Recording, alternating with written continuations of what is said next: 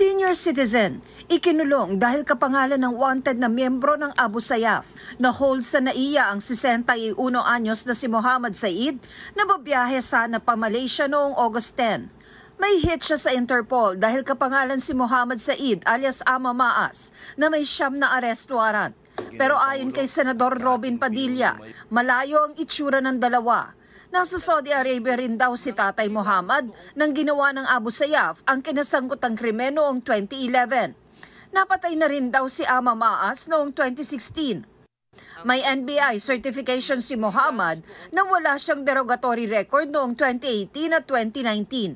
Sabi ng anak niya, matapos makuha ng Bureau of Immigration ang passport niya, biglang nakumpleto ang impormasyon sa warrant na wala raw noong unang arestuhin siya noong 2018. Sabi ng BI, nag-match ang mga impormasyon ni Muhammad sa nakalagay sa Interpol Alert Notice. Payo ng BI sa mga lalabas ng bansa na posibleng may kaparehong pangalan, kumuha ng Certificate of Not the Same Person sa kanilang main office.